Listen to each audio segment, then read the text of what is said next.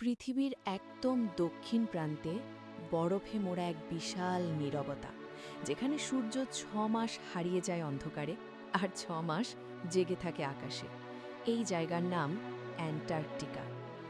কমলা লেবুর মতো প্রায় গোলাকার এই মহাদেশ পৃথিবীর দক্ষিণতম ভূখণ্ড।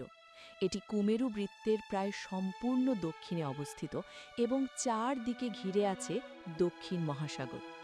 এখানেই অবস্থান করছে পৃথিবীর ভৌগোলিক দক্ষিণ মেরু, মানব সভ্যতার সবচেয়ে বিচ্ছিন্ন বিন্দু। আয়তনের দিক থেকে অ্যান্টার্কটিকা পৃথিবীর পঞ্চম বৃহত্তম মহাদেশ। প্রায় ১,৪০,০০,০০০ বর্গ কিলোমিটার এলাকা জুড়ে বিস্তৃত এই বরফের রাজ্য।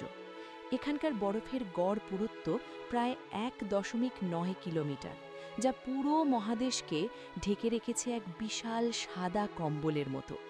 এটি পৃথিবীর সবচেয়ে শীতল, শুষ্ক এবং বায়ু প্রবাহপূর্ণ মহাদেশ।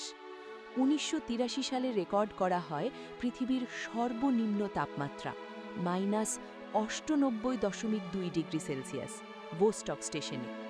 বিশ্বের প্রায় ৭০% স্বাদুপানি জমে আছে এই বরফে।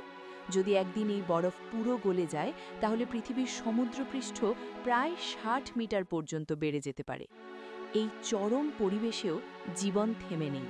এখানে বাস করে পেঙ্গুইন, সামুদ্রিক সিল, তিমি এবং ক্ষুদ্র কিছু অদ্ভুত প্রাণী, বিশেষ করে এম্পেরার পেঙ্গুইন, এই বরফের রাজ্যের সবচেয়ে বড় এবং শক্তিশালী পেঙ্গুইন।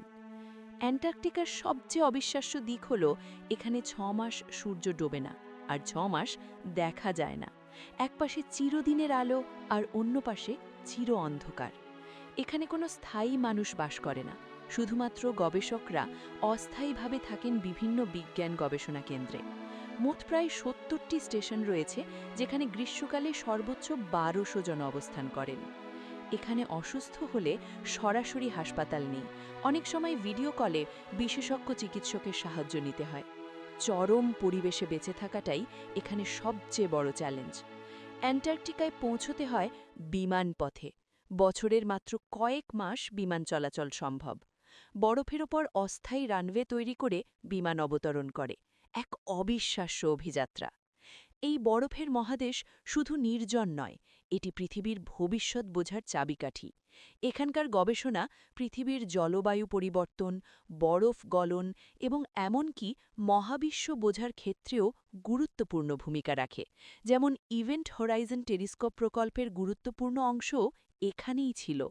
অ্যান্টার্কটিকা শুধু বরফের দেশ নয়, এটি রহস্য, বিজ্ঞান আর ভবিষ্যতের এক জীবন্ত গবেষণাগার।